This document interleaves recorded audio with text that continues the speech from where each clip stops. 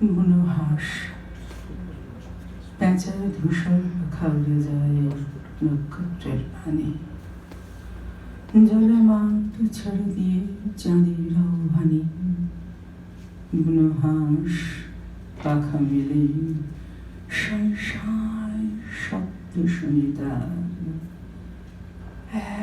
এক দুই তিন চার অজস্র অপার। রাত্রের কেদার দিয়ে তাহাদের টানা ছাড়া ইঞ্জিনের মতো শব্দে ছুটিতেছে তারা। তারপর পড়ে থাকে নক্ষত্রের বিশাল আকাশ, হাঁসের গায়ের ঘাম, দু একটা কল্পনার হাঁস। মনে পড়ে কবে কাল পাড়া গেল রুলিমা সান্যালের মুখ।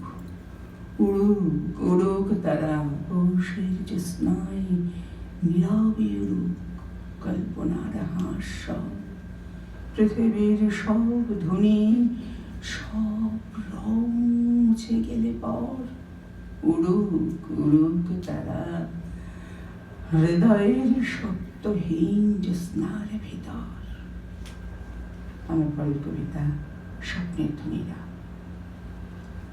স্বপ্নের ধ্বনিরা এসে বলে যায় স্থবিরতা সবচেয়ে ভালো।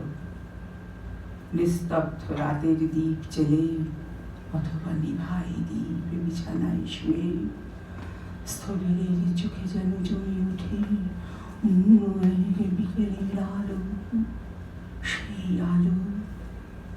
সেই আলো চিরদিন হয়ে থাকে স্থির। সব ছেড়ে একদিন আমিও স্থবির হয়ে যাব।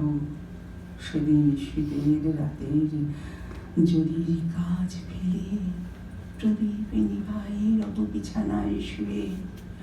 অন্ধকারে ঠেস দিয়ে জেগে রব বাদুড়ের আঁকা ফাঁকা আকাশের মতো। স্থবিরতা কবে তুমি আসবে বলো?